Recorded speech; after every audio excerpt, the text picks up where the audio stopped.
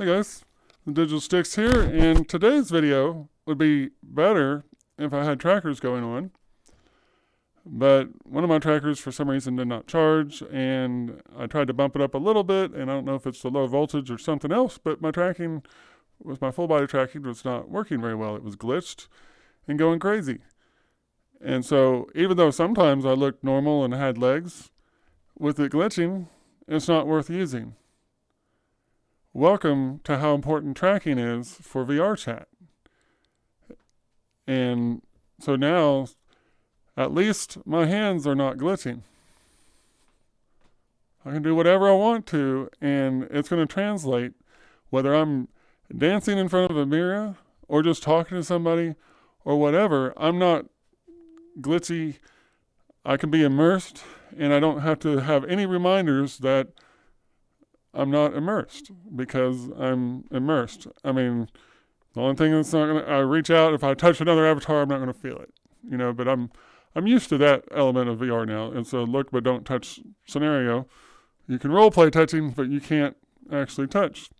That's just the state of technology. That's not a compromise. That's not a device that can't meet the standards being on the market. That's the difference. If we were talking about features that were cutting edge, that one device had, another device didn't, that's different. Then that's a premium feature. But the features that I'm talking about and that I'm taking issue with not being on some of these other headsets are not cutting edge features. They're compromised features, okay? WMR, when it first came out, was the only inside-out tracking scheme. And it just used two cameras, and it had a lot of faults. But, most people saw it as that's just the way it goes for inside-out tracking. It made sense that your headset could only see so much. So the WMR devices were budget devices. You didn't get the best, but you could play most games okay. And it was a budget device, so it was worth it at that price for some people. And so fast forward, the CV1 and the Vive were quality products, fully capable of providing the experiences people wanted from them. But for that day, their resolution certainly left things were left to be desired, but they were not there was no industry standard for one, but the things that were lacking were more of a technology price point situation than what we have now. I mean, now there's some volume on small panels that work for VR headsets. And a lot of people are switching to one panel, and I think what they're doing there is they're going with smartphone-sized panels, and that's probably also further helping to cut costs, although there's some trade-offs associated with that. So you basically have Google Cardboard as your display inside a fancier headset.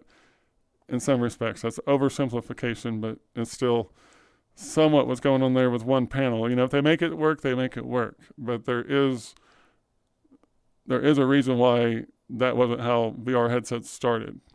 Okay, so getting back to tracking though, now it's 2020, and Oculus raised the bar and showed what was possible with inside-out tracking. Steam VR base stations are as good as ever. Still a very quality system. There's a 2.0 base station if people need it that can expand the field of view and give you different options for setting them up. Either system is still good. And WMR comes out and puts a new face on the same old system that was considered compromised before. And now now HP has released a premium headset on that system, and people are trying to sell that as a good system for general VR use today. Well, here's a distinction I made. Someone called me retarded for this. They can do that. They can be a douche if they want to. But this is simply a pretty good way of putting it. There are people that are wanting to play VR games, and then there are people that are wanting virtual reality. A virtual reality capable headset can play VR games, but a virtual reality gaming headset is going to come up short if virtual reality is what you're wanting. And the app that most signifies this is VRChat. And VRChat's about virtual reality. There is no real game in VRChat.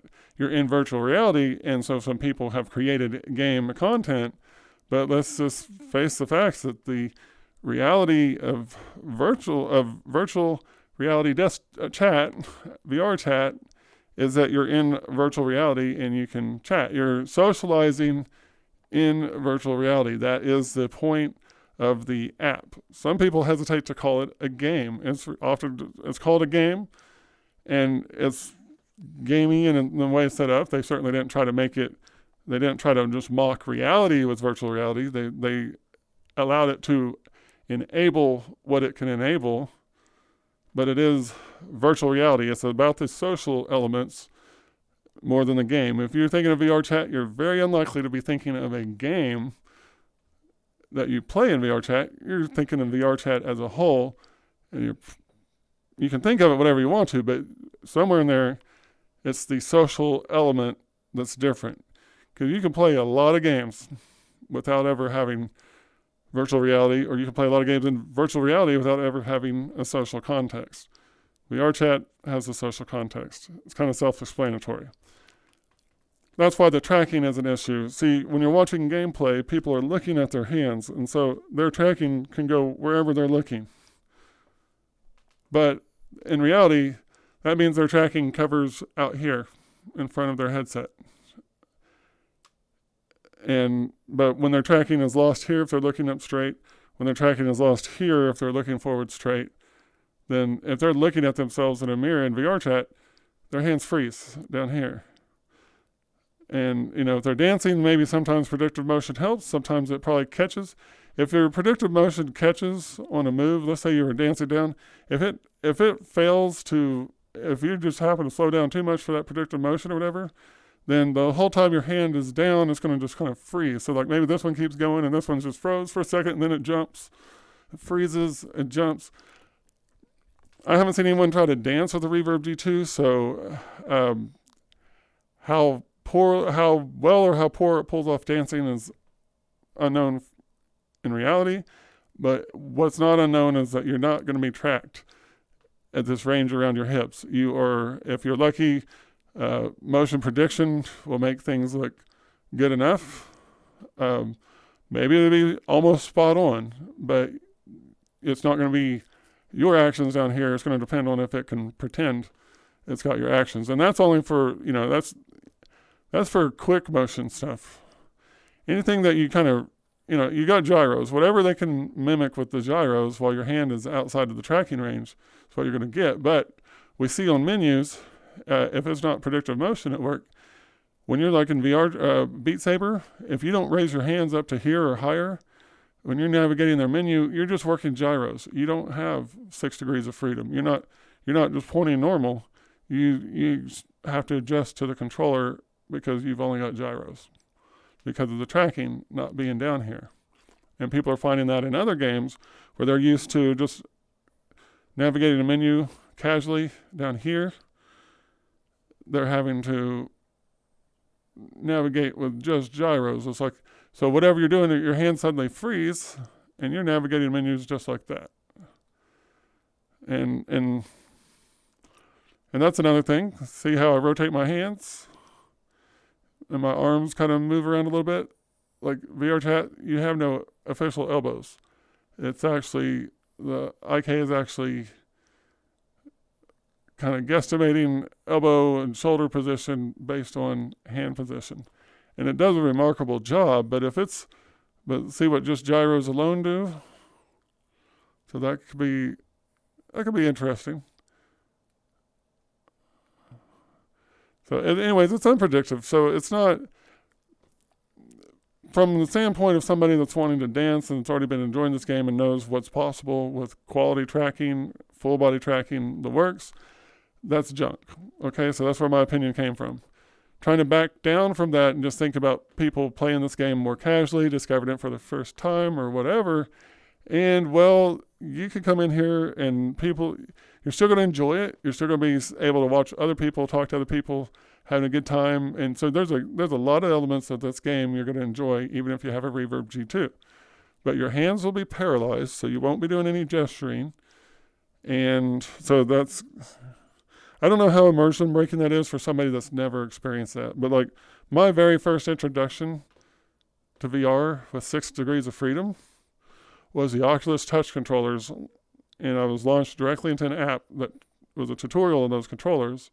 And to see how those controllers gave me hands in VR right off the bat was very cool. Like, oh, wow, that was beyond what I expected from VR at the time.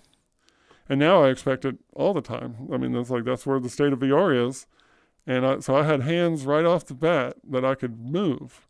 Like, to just be able to reach out and control stuff, probably would have thought, oh, that's the state of VR. But to actually reach out, point, and have open hands, fists, and everything else I could do, excuse me, was really impressive. And that probably helped with the mind-blowing, like, oh, wow. Because before I even looked in a mirror and played with an avatar, I had hands in VR. So that was really cool. And you won't get that with the Reverb G2, and that was already kind of known. Like, people are already had to make that sacrifice to have a Reverb G2. But then the tracking still had to wait to be seen, but it seemed like the tracking was going to be okay for the most part, but where it's breaking before waist level is really not good for VRChat. So essentially, if you get in this game, you're really enjoying it. A lot of people get in this game and they're just checking it out, and next thing they know, they're wanting a new computer for this game. They're wanting a better headset for this game. They're wanting full body tracking for this game. This game sells you a lot of stuff that you didn't know you would ever find any need for. And you don't regret upgrading your experience for this game. Some people, whether they just accept their financial reality or whether, it's valid, they don't need an excuse, but it's kind of surprising. But some people come in here with virtual reality and they're completely content with just their original headsets and they play the game. But everybody that's in here with a virtual reality headset, until the Reverb G2, has some kind of touch gesturing for their hands, and they have, of course they have the arm movement, and they have enough tracking to make every position they wish to make. Now, I don't know if the original WMR was, I don't know how that looked. I encountered a lot of people that had one that had broken, so they were no longer using it in VR, but they'd had one. I didn't have any friends that I knew actively had the original WMR in VRChat. So however limited that actually appears, I'm not sure. But it had a touchpad that allowed for gesturing. And you could even set it up to support a couple different finger positions too. And so that was something. The Reverb G2 controllers are the first ones with nothing. And anyway, so if you see, like, you can come in here and you'll enjoy this game, but if you really like this game, you're going to get tired quickly of having the least capable headset. So if VRChat's a game you're wanting to play, the Reverb G2 should be off the table unless you have the money to do a hybrid setup with index controllers.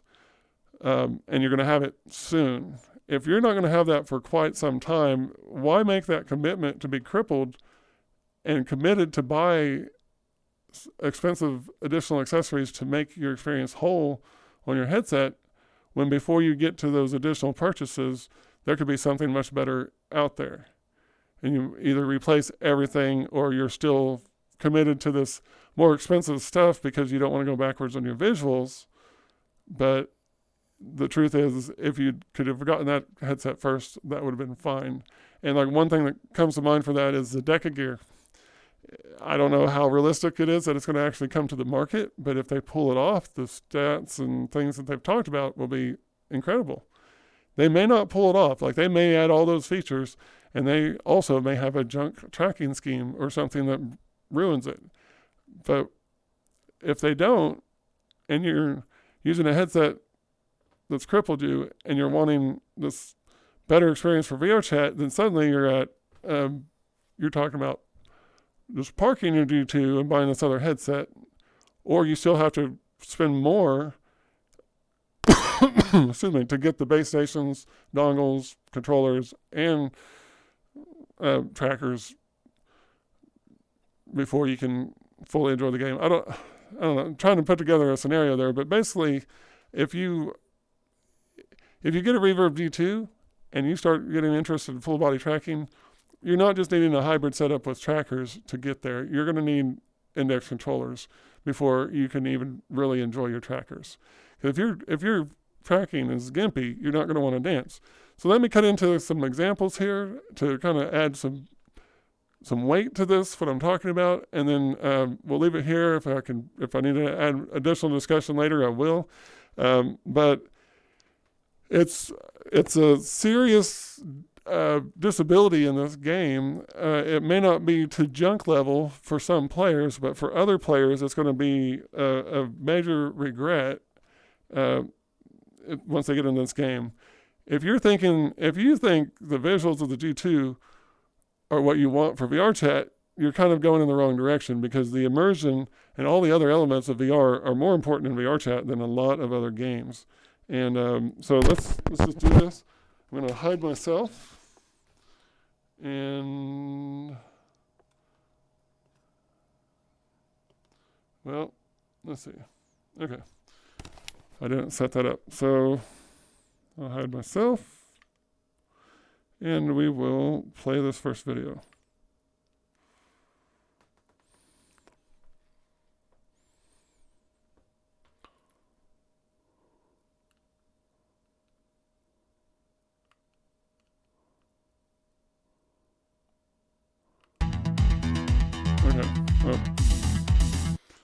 All right, we will do, okay, watch. This is the most telling. Watch this tracking comparison. This is mixed reality Beat Saber, and that's where his tracking is lost on the Reverb G2 while looking ahead. So what you're seeing in games is when people are looking down at their hands, they're fine. But when you, excuse me, when he does that, he's not fine. I'm going to start that over one more time because that's the most telling. And this is from tapping, as you see, performed by tapping. This is a very brilliant idea. So the front view isn't as revealing. By the time the cameras place him, that's stopped there, but you just can't really tell. Yeah, it kind of confuses LIV, it looks like. But here you go. And this is what people are experiencing in menus on Beat Saber and in other games. And when they put their weapons down to run, this is why they're flipping out and breaking immersion. Tracking literally stops right there. So, there you go. He continues on with a few other poses, but that is the most revealing. There's another one that shows where it is at head level. For most people, the head level thing is not nearly as disruptive, and not nearly the problem. Okay, so, sorry. So most people, the head level up here is not nearly the problem, but having tracking break here is very disruptive, and nobody on modern headsets has experienced that. That, as you see, that doesn't happen with the Quest. You can't tell a Quest player in the game based on their movement. You can't tell a Rift S player in the game based on their movement. There's nothing that gives it away. Their tracking is sufficient. If there's any glitches with it, it's quite rare. And you almost never like put your hands behind your back except for some kind of, generally predictive motion is going to come in. I was talking to a guy with a Rift S and he was demonstrating reaching behind his back. That predictive motion behind his back would actually work on the Rift S. But keep in mind, when you reach behind your back, you're not starting from here. He didn't go from out here and then reach behind his back. He was swinging it around like that. That would be the more natural movement to go behind your back, especially just to quickly demonstrate it. So he didn't lose tracking here and then carry around perfectly. He didn't lose tracking until he was actually behind his back. So it was just like here and boom, then predictive motion, a little extra right there. So that's how the Quest can pull it off. The Rift S can pull it off.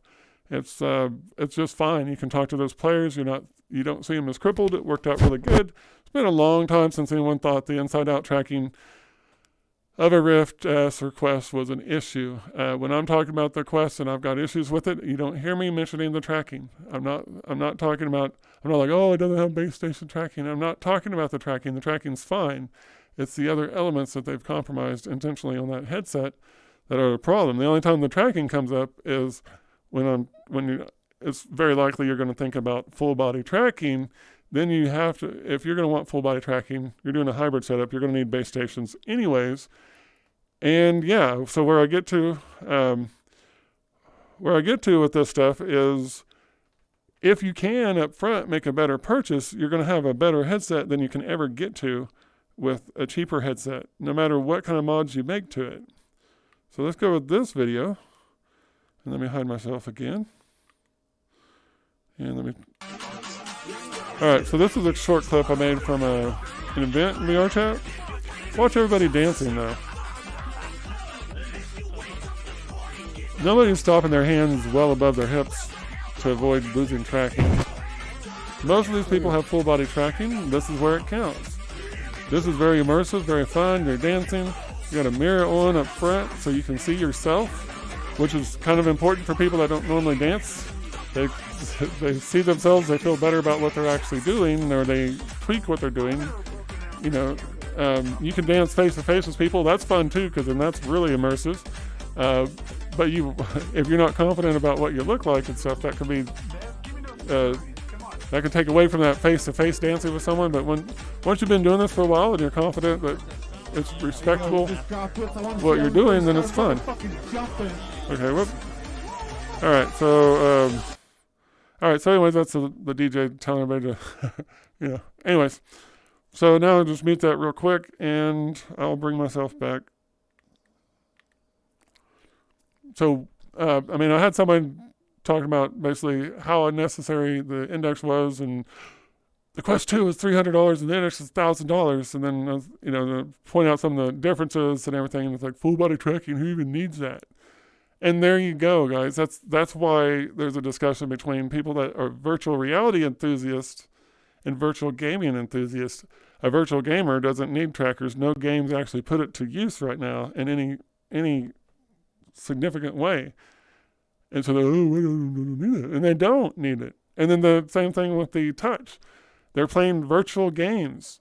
That means they have the button layout that matches their Xbox controllers, and they're good. That's all they need. They don't worry about touch. It's VRChat that makes these things more intuitive. Now, it's kind of fun, like in Steam VR, having your fingers in the menus, and Half-Life Alyx having fingers tracked and not just the mitts is also an extra nice element. And then I've got HoloDance. It'll use the trackers. Some other games will use the trackers. I don't play it much with the trackers in HoloDance because I'm just not used to it. Like I don't know if trying to bring my feet into the mix for a rhythm game is definitely unusual, but it's there. It's available. And then for mixed reality Beat Saber, I can do it with avatars, and you can see some of my previous videos where I have, and that's using the full body tracking, the Vive trackers, and bam. And then on that one too, while it's been demonstrated that you can play Beat Saber, there's a lot of elements in there where the lost tracking while using an avatar would be an issue. And you don't have to use a full body avatar for LIV, but if you want to, so if you didn't have it, you could just use anyways, there's a lot of content creation possibilities and other things that rely on quality tracking. And so a final point here, as I just try to roll back my previous statement a little bit.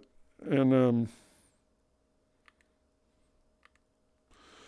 so a final point is, in my previous video where I said it was junk, I was basically very negative about, I was disappointed and negative about nobody covering this. And but then I watched Thrill Seeker's stream, and so I got to see, by watching his whole stream, I could pick up on things I was concerned about, but they weren't something that somebody that wasn't looking for them would have noticed for the stream. When you're doing the streams and you're talking to one camera, the hand movements tend to be up here in the area that nothing has trouble with tracking. Your hand movements and your eyes are looking in basically the same general direction as well. But that's not the way you would play VRChat when you're actually playing the game with other people or you're hanging out in front of a mirror, whatever. That's not the same scenario. So a lot of the issues were not going to show up while he was using it for a stream. And that's all he did. He did not find anybody else to interact with. He just simply tested out some worlds, seeing what they looked like on the Reverb G2, checking out his frame rates and stuff like that. He didn't really, he was having issues with it, and he forgot he didn't have touch capacity with that device as a starting point. So he was thinking it was a controller binding issue. Then he realized, like, oh yeah, I'm not going to get these gestures. And then he went from there. So nothing in that stream really lent itself to making it clear the limitations on the device. So what he says during that portion of his review is what you really should pay attention to, and it will tell you basically that if VRChat's what you're wanting to play well, the Reverb G2 with its controllers is not going to get it done. But he didn't really do anything to demonstrate it. In his very next stream, he was using the hybrid setup with the Reverb G2, and that's, for as much as these people do these reviews and they use an index as their daily driver, but still have no qualms selling people on the cheap Quest 2 and all that and hyping it up for their things, for as much as they do that, to then turn around and get a Reverb G2 and and be mixed about their review with it on controllers of its own, and then immediately go to playing with the hybrid setup and then raving about it. That's totally not connecting with their audience. That's not a maintaining of a standard. Okay, that's suddenly we're going to go from, oh, the Quest 2 is great because nobody can afford an index, to, oh, the Reverb is awesome if you add all these index accessories to it. So now the cheapest device is great and the most expensive possible setup you can put together is great, and we just understand that nobody can buy the complete kit out of the box. That's not the way it should be. Guys, here's the deal with this stuff. Here's where the whole passion stuff comes in, the issues come in, why I make videos about it. The differences between devices is a matter of intentional compromises or dismal failures that shouldn't be on the market. Having a complete device at a fair price is certainly a possibility with today's technology, today's costs, and everything else. The manufacturers are simply choosing not to do it. And then when it comes to the Reverb G2, WMR tracking is not sufficient for quality VR, and Microsoft should fix that before anyone would be willing to commit a premium device to the platform. But HP went ahead and did the premium device, but you have to realize the Reverb G1 and in the Odyssey, there were, Windows Mixed Reality has been a platform which people have put out higher resolution headsets on before, and it's something that a lot of simmers are familiar with because they're using their HOTAS and they're using their racing wheels. They don't need the tracking quality to be optimal for what they do, and for most of them, any kind of general VR use is secondary. So they have kept a market alive for some premium visuals, and that's fine. But now, just with a new face on the controller, suddenly everyone's looking at the Reverb G2 as though it really were a fair choice between the Index and the Quest 2. And it is certainly a choice between the two, but it is not equal. The tracking is insufficient and broken. The controllers lack functionality, and the ramifications of that need to be made clear and honest. And there's certainly a big group of people for whom that's not a problem. And in that case, if you're really one of those people that are going to be playing games where it's not an issue, then yeah, the Reverb G2 is great because it's got the comfort, it's got the audio. You're not going to ever get your Quest 2 to feel as good as Reverb G2. You're not ever going to get your Quest 2 audio solution to be as convenient and as good as the Reverb G2. The best the best bet of that is going to be the VR Power VR ears if they ever truly ship, and then those will clip on. How well those clips work will depend on how well that experience works. Is it really going to be put on the device and forget about it, or you're going to have to fumble with them a lot or whatever? But they're not free. They're going to be at least $100, possibly $150, maybe even more. And so you start adding that to your cost of making your device comfortable and bringing it up to quality. And we're still getting back to an index, ultimately being the complete kit, best kit. But if you can live with the tracking of the Reverb G2, then even then you're totally wiping out a major chunk of the price difference, and you're not going to be anywhere near the performance difference in PC VR.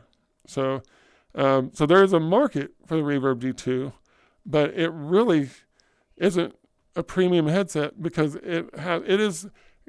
Let me just sum up with this: it is the worst possible headset you could use in VRChat for VRChat. Like, if you want to see VRChat, fine. But why not just get a 4K monitor and look at it that way? You can see VRChat through the Reverb G2 a little bit better than any other headset. But it's the worst headset for actually enjoying and immersing in VRChat because of the tracking. So and it's that tracking is poor that I don't see how full body tracking is going to be a plus to have if your fingers and hands don't track. Then having legs to track you while you're gimping out is not going to add anything. It's better to have good quality tracking than full body tracking. I mean, look at this. I don't have my trackers on right now. One of them was dead, by the way. This would have been a good video to have them. So if you get to swinging around and moving, you can, depending on your avatar, you can look convincing, and so you can still enjoy seeing yourself in the mirror and stuff like that. You can even use play space, maybe not that aggressively, but play space mover. Okay, that's probably too aggressive, and that's probably messing up with the camera, but you can. So I digress. This game has great potential, great immersive potential. Tracking for this game is essential. Now, those rapid movements, again, could be that the predictive motion fills all that in. But these casual movements, right now, I'm here and I'm casual. You can see my hands moving a little bit, but it's quite possible that my hands would be frozen here, where they first lost tracking. So I'd be doing this. If I still have my hands down here doing this, I'll be doing this on a Reverb G2. Instead of this, it'll be this. Or, it just depends on where they break and they stay there, and then they move up. When you move up and how that rebound of tracking looks depends. So, again, if someone would just put forward some solid gameplay footage and actually try to show it to capture what people can expect to see by playing the game, that would help a lot. And I do have somebody that said that when he gets his, he will work with me on making that video if no one else has put it out. So I can get with him and we will discuss it and meet in VR to see how it looks. So I'll bring it if nobody else does, hopefully soon. But I'm not going to go out and buy a Reverb G2 just to make the video. If you guys don't care about just the implications of it, then that's fine. Then, you need to buy it to find out. That's perfectly fine. I don't care. I would just want people to know first that this is not the right headset for VRChat if you plan to be enthusiastic about this game. And a lot of people don't plan to. They just become that way. And that's probably part of where the passion comes in too. It's like you don't even know what you're selling yourself short on until you've already done it. And as many people as I know would love to have VR for this game. The idea that somebody could have VR and then still come up wishing they had a different VR is terrible. You shouldn't have to do that.